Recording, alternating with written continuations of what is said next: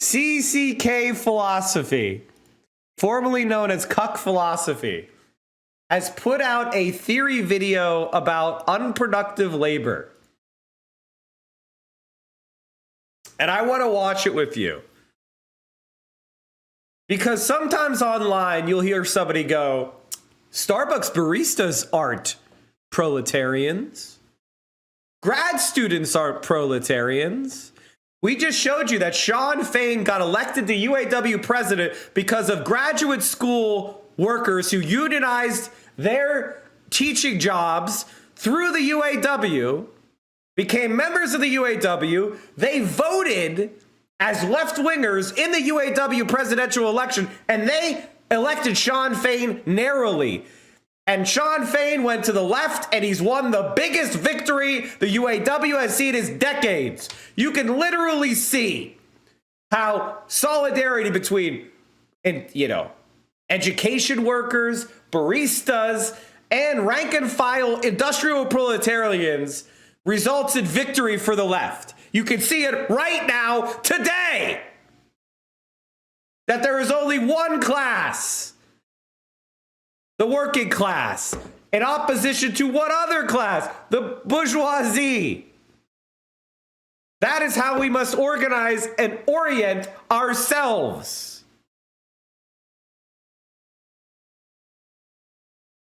But many times you see these Pat Socks and these fascist sympathizers talking about unproductive labor.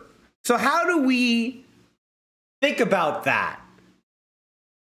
As leftists, as Marxists. There was a whole bunch of debate on lefty Twitter regarding whether Starbucks workers are proletarian or not. This thread by Logo Daidalis in particular was shared around a bit. It read, "The definition of proletarian matters because it distinguishes reactionary unions of bourgeois service work from proletarian labor, which is unionized.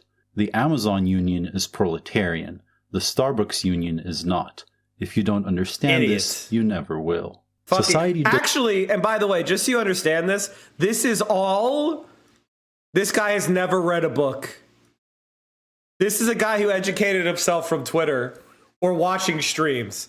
He's never read a single fucking thing. If you look at the theory, they specifically talk about when exploitation happens. It's when profit is increased by labor. A Starbucks barista takes raw commodities, coffee beans and hot water, and produces coffee that has a markup that was greater than the value of the coffee beans and greater than the value of the hot water and provides profit. They are doing fucking, even you're a fucking moron, is what I'm trying to say. Does not need Starbucks workers. Society actually does need Amazon workers. That's why Amazon... What the fuck are you talking about?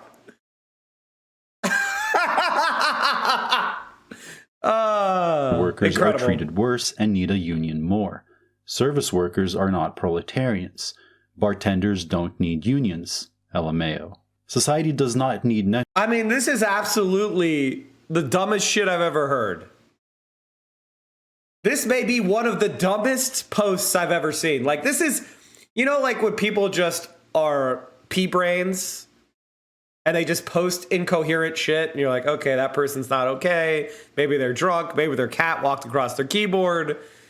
This is virulent stupidity because it actually is mimetic. It spreads to other people's brains and it makes them stupid. It makes somebody who wasn't stupid, stupid. This is advanced viral stupidity. This makes a good brain into a bad brain. Netflix workers. Society needs potash, fertilizer, grains, minerals. Society needs to move these material goods in real space. These are where proletarians operate, at the base of the supply chain, where they actually hold the economy itself together. Now, a lot of people might say that this take is so bad that it doesn't even merit a video response, and it did already receive a lot of criticism, but I have seen several instances of people peddling similar talking points.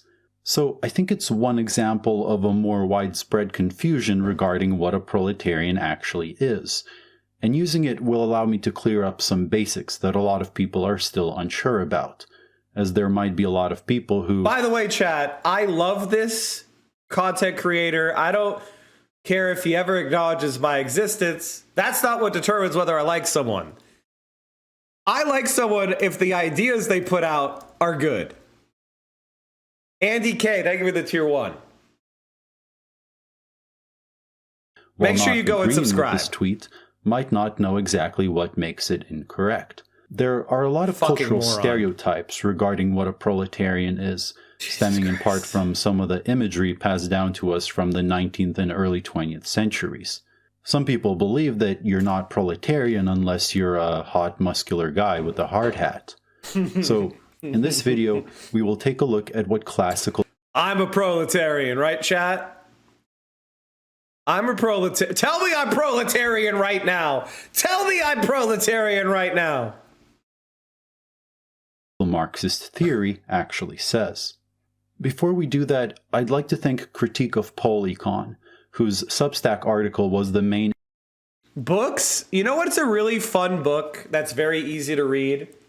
Socialism, a Manifesto by Bhaskar Sankara is a really good overview of some of these ideas. It shoots the shit over some like hypothetical futures. It talks about successful leftist movements in Scandinavia. It talks about the successes and failures of leftists in Scandinavia, Nordics, successes and failures of some of the communist countries as well. It's a good kind of, if you're wanting to read some stuff and get some historical background for your democratic socialism, it's a nice, fun, easy read that will get you up to scratch on a few topics and then recommend more heavier reading later.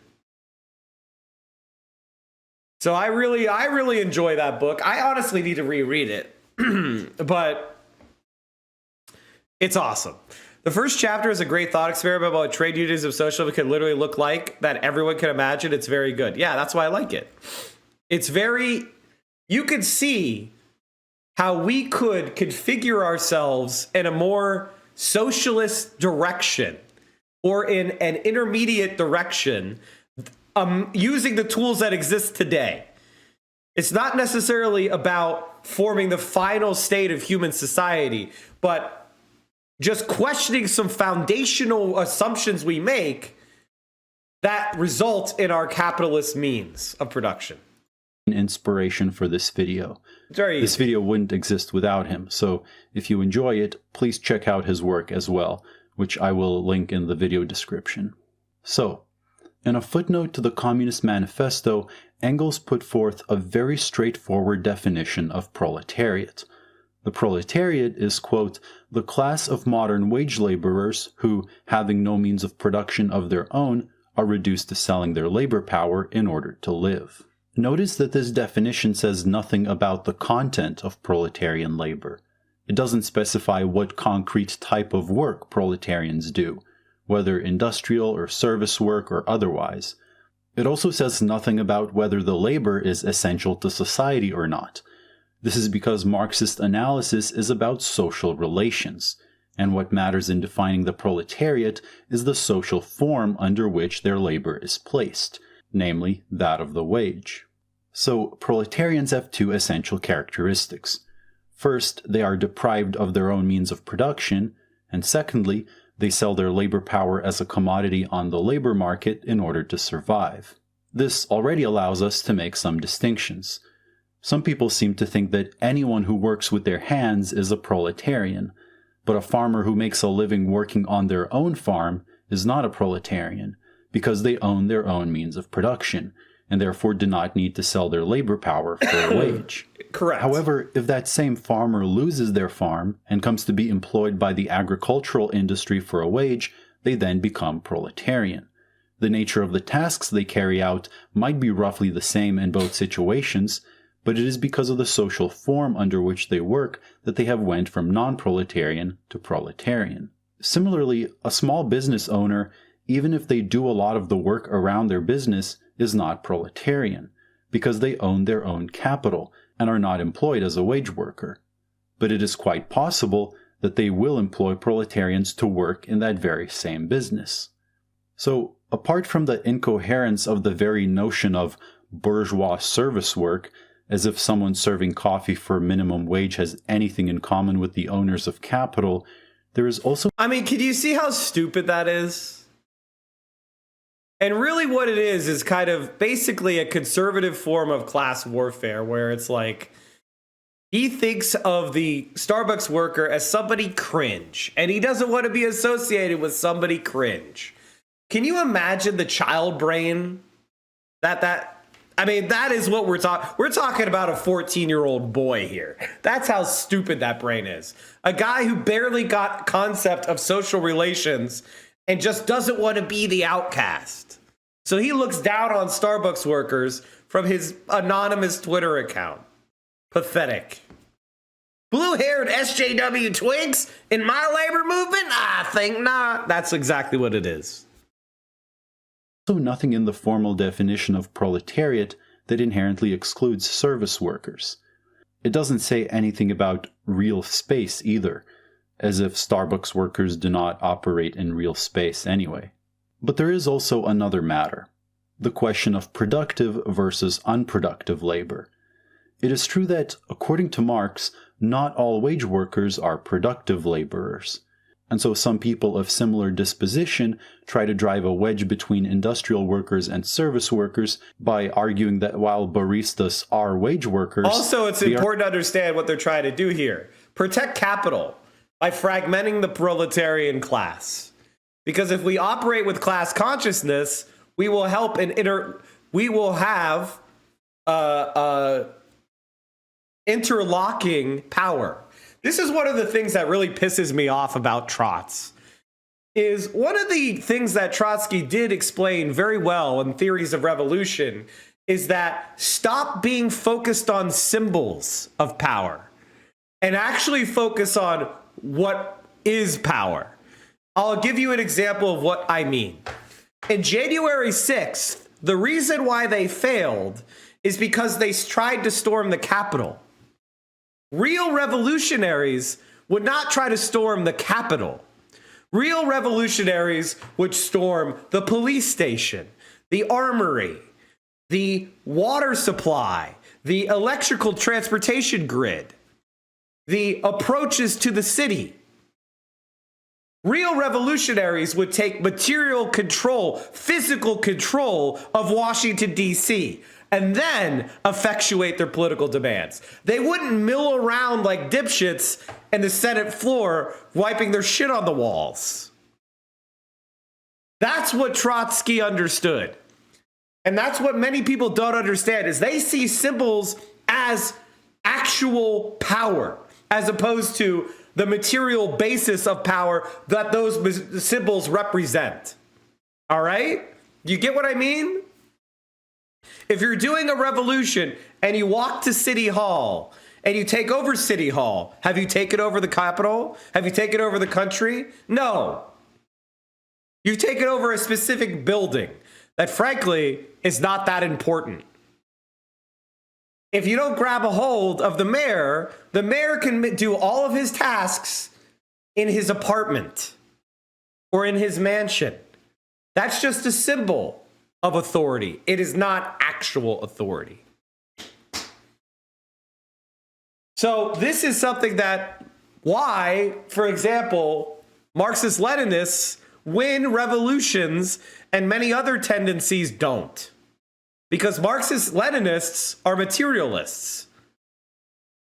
They understand that power is wielded through discrete means that can be understood, studied, and exercised ourselves, disrupted ourselves, controlled.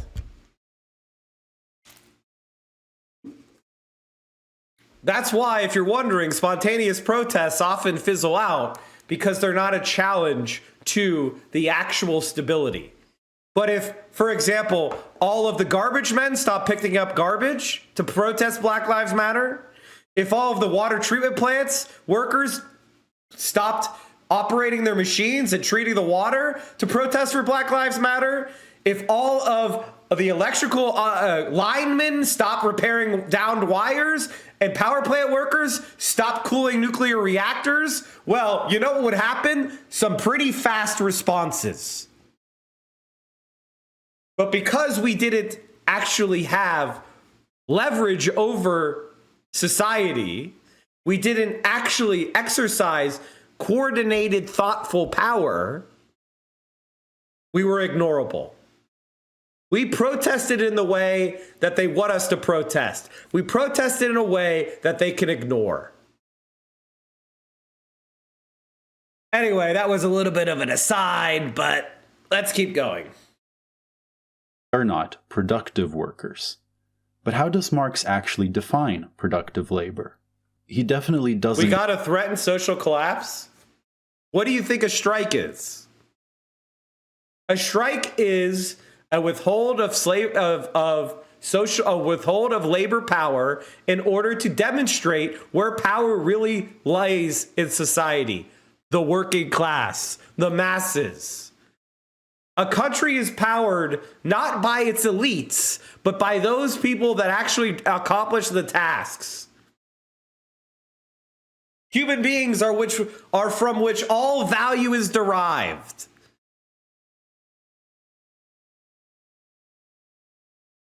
And socially, as a class, we hold the power.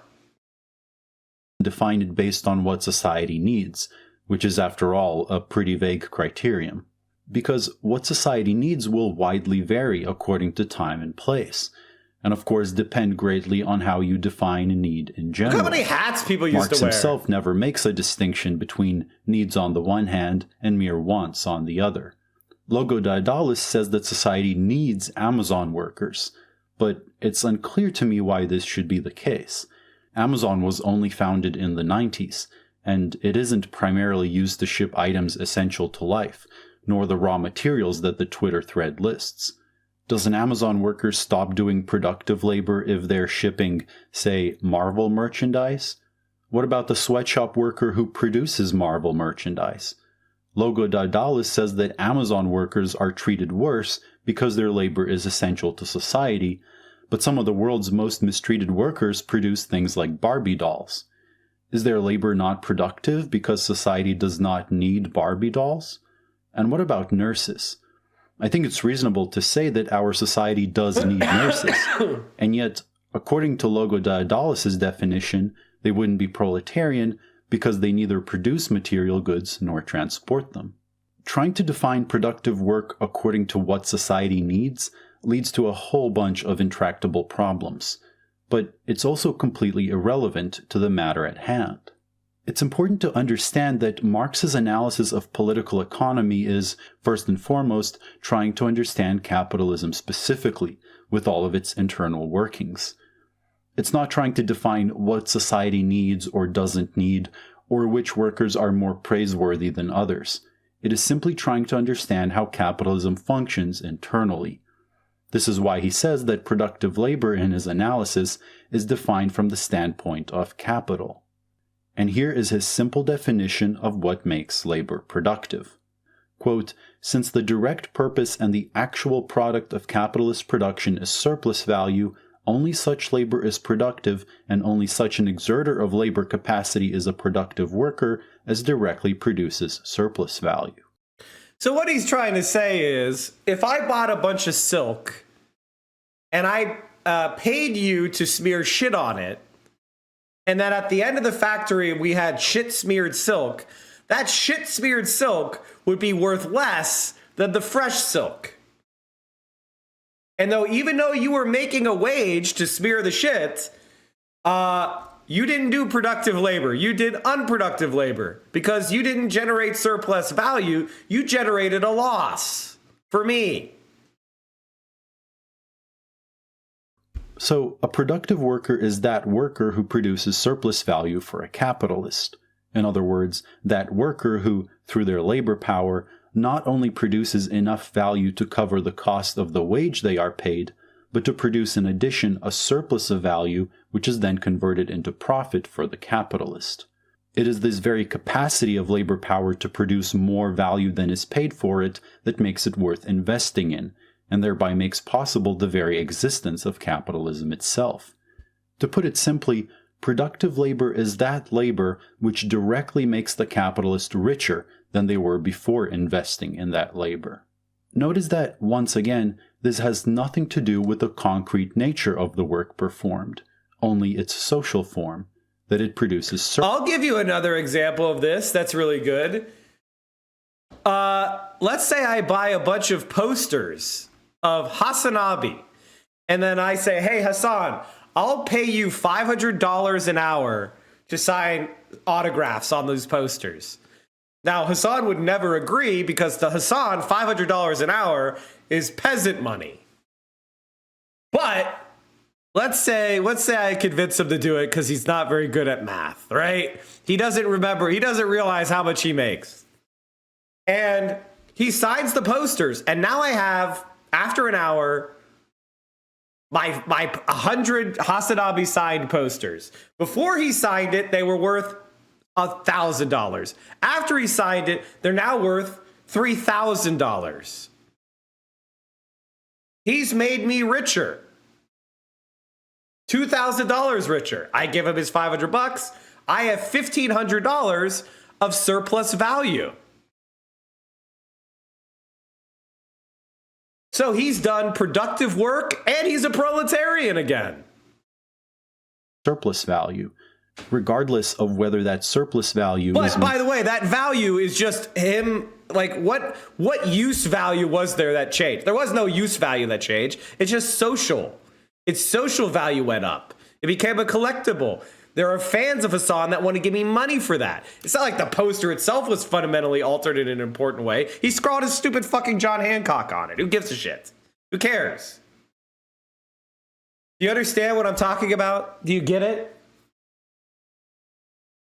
Materialized in the form of tractors or grain or coffee and pie. Okay, that is the most cursed link I've ever seen. Don't link quote, cursed links from like the that, foregoing, please. it is evident that for labor to be designated productive, qualities are required which are utterly unconnected with the specific content of the labor, with its particular utility or the use value in which it is objectified. Hence, labor with the same content can be either productive or unproductive. Now, if I bought $1,000 of Mike from PA posters and I hired myself to sign at $500 an hour, that would be unproductive. Even though I did the same exact same thing as Hassan, which was signing autographs to posters, whether or not that's productive or unproductive has to do with people willing to buy it for more than I paid for it. Actually, wow, I'm thinking of some really cool tax evasion tactics I could do. I could get a bunch of posters, sign them, hire myself into found a company, hire myself in my company, pay me $500 an hour, which the company would then have a $500 salary loss, plus the $1,000 posters would be an expense. I could sell the posters. Oh my God, this is great. I could farm all sorts of tax losses off of this. Let's go! So, to go back to the example of the farmer, so long as the farmer owns their own farm, they are not producing surplus value for a capitalist. But they are doing that if they are employed. Do you want me to make you a poster? Send me Discord messages, chat. As an agricultural wage worker. Logo Daidalis mentions that Netflix workers are not proletarian, a relevant thing to consider in light of the recent writers' strike. Well, more than once, Marx specifically mentions writers as potentially being productive workers. Quote, "A writer is a productive laborer not insofar as he produces ideas, but insofar as he enriches the publisher who publishes his works, or if he is a wage laborer for a capitalist." Can you see how none of these fucking people have read a book? Like, isn't it incredible how these people who disagree with me have never read the book? And elsewhere he elaborates, quote, Milton, for example, who did Paradise Lost, was an unproductive worker. In contrast to this, the writer who delivers hackwork for his publisher is a productive worker. The Leipzig literary proletarian who produces books, e.g. compendia on political economy, at the instructions of his publisher, is roughly speaking a productive worker insofar as his production is subsumed under capital and only takes place for the purpose of the latter's valorization. To clarify, valorization in Marxist terminology refers precisely to the phenomenon we've been talking about, the process by which the value produced by labor is transformed into profit. Yeah. Marx continues, quote, a singer who sings like a bird is an unproductive worker. If she sells her singing for money, she is to that extent a wage laborer or a commodity dealer. I mean, this is right out of Marx. And people liked these tweets. Singer, when engaged by an entrepreneur who has her sing in order to make money, is a productive worker, for she directly produces capital. And in Capital itself, Marx writes, a schoolmaster is a productive laborer when, in addition to belaboring the heads of his scholars, he works like a horse to enrich the school proprietor. That the latter has laid out his capital in a teaching factory instead of in a sausage factory does not alter the relation. In other words, graduate workers are proletarian, you fucking slime. As can obviously be seen from We're probably going to watch Shot All Over tomorrow. The wide variety of examples, all kinds of work can be productive.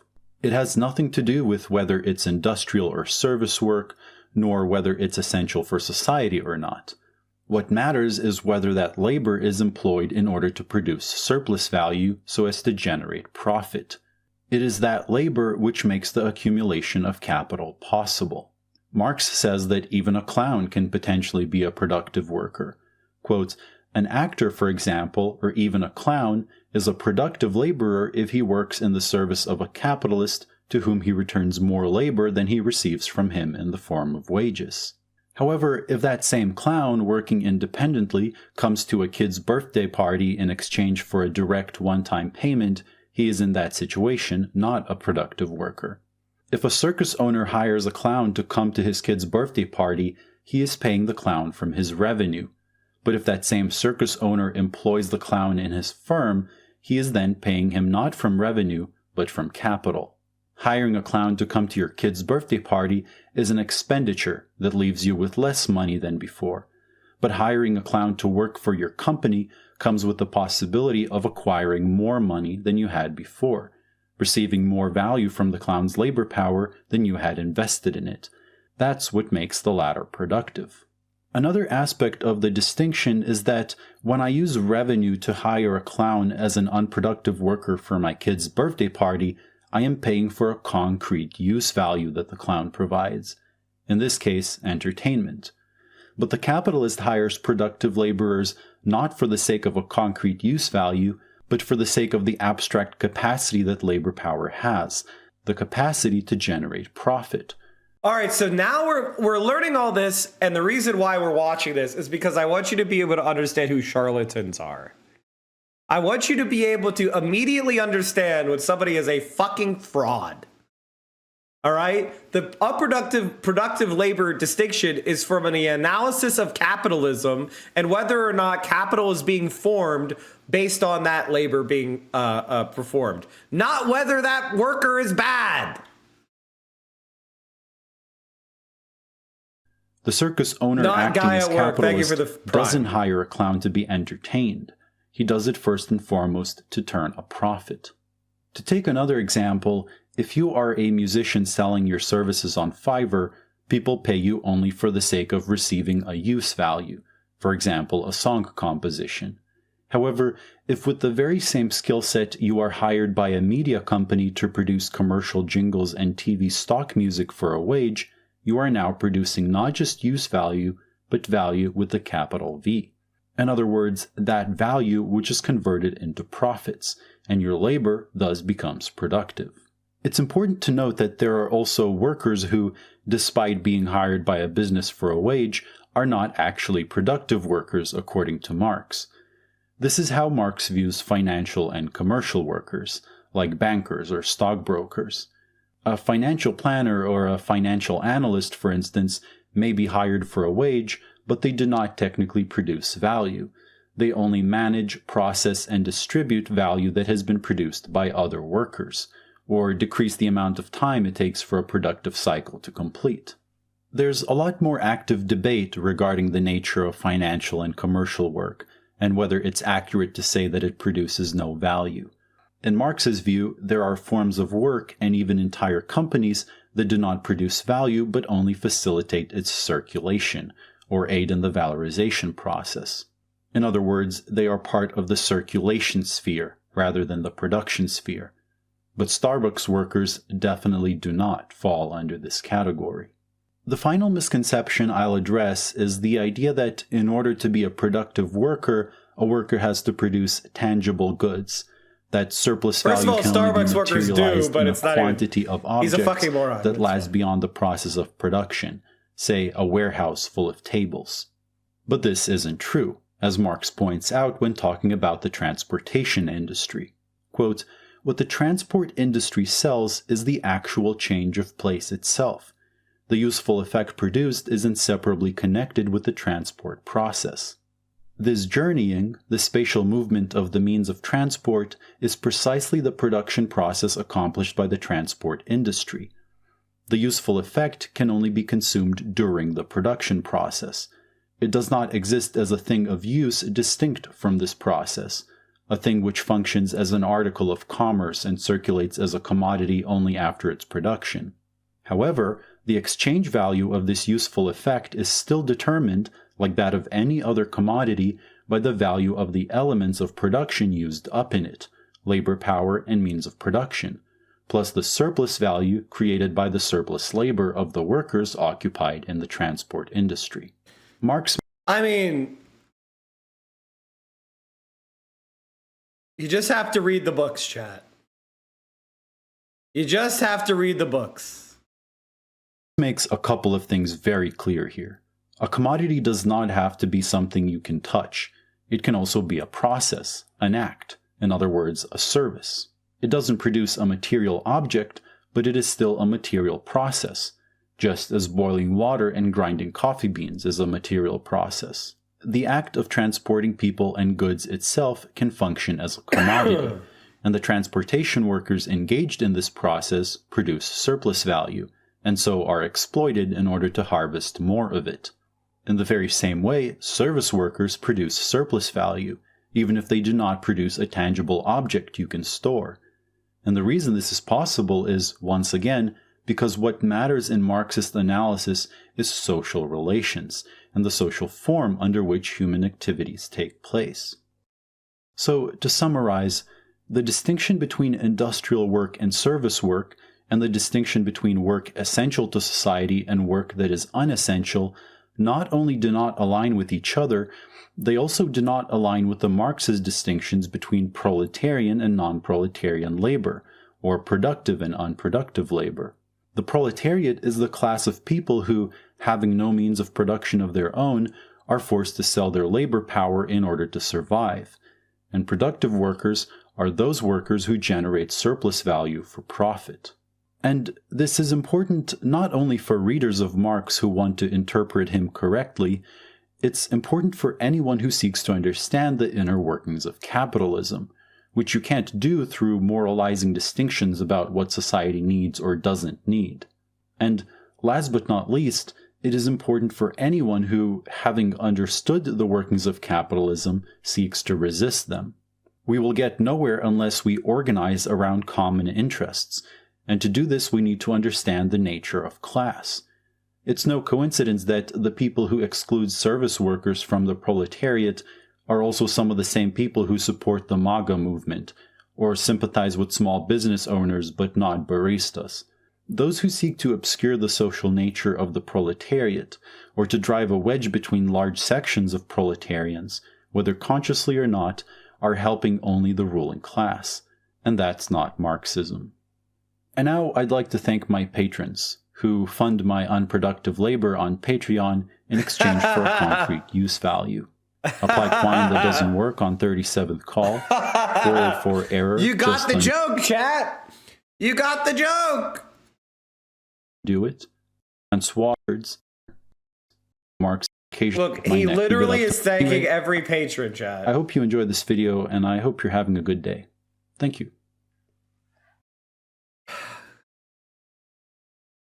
The fact that creators like this could succeed in Web 2.0 shows you that there's still some value left in the shitty internet. You know what I mean? Holy shit. Make sure you go, you like, comment, you subscribe. Let them know I sent you. And check out more of the content. Whew. All right. What else did I want to watch really quick?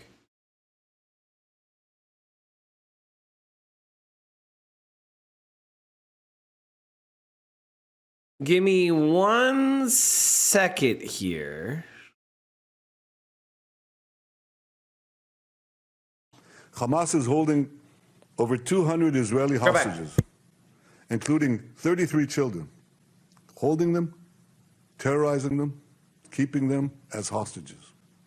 Every civilized nation should stand with Israel in demanding that these hostages be freed immediately and freed unconditionally.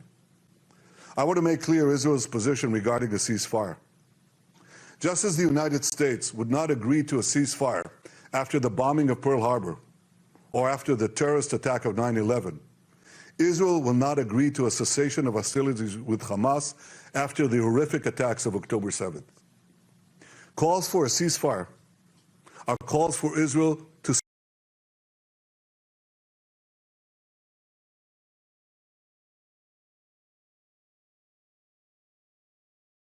Turned off my earbuds.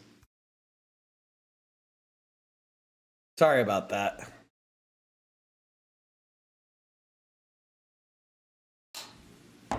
That will not happen. Ladies and gentlemen, the Bible says that there is a time for peace and a time for war. This is a time for a war for our common future. Today we draw a line between the forces of civilization and the forces of barbarism. It is a time for everyone to decide where they stand. Israel will stand against the forces of barbarism until victory. I hope and pray that civilized nations everywhere will back this fight. Because Israel's fight is your fight. Because if Hamas and Iran's axis of evil win, you will be their next target. That's why Israel's victory will be your victory.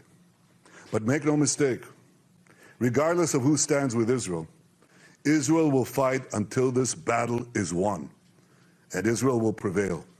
Nonsense. They can't do shit. Without the U.S.'s support, they can't do shit. May God bless Israel, and may God bless all those who stand with Israel.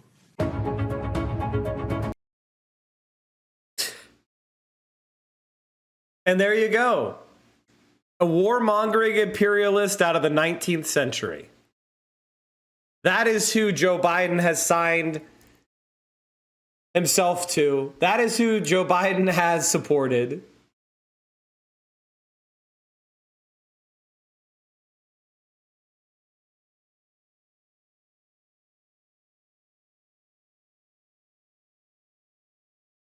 Fucking disgusting.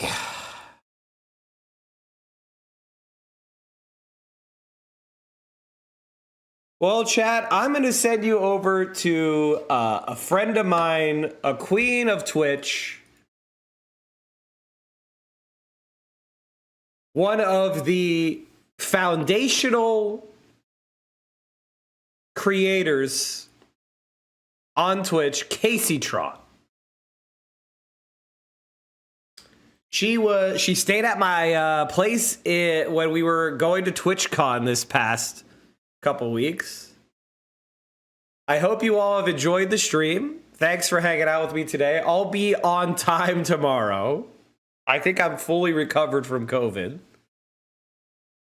So thank you so much for hanging out with me today. Thank you for all the support. Tomorrow is Halloween. Woo! And I'm coming back to your house soon. Oh, poggers. Do we have a date? The Casey-tron date? Spooky stream? All right, everybody. Thanks so much for hanging out with me today. I'll see you all tomorrow. Stay safe out there. Remember, solidarity forever. That's how socialism wins. Congratulations to UAW workers.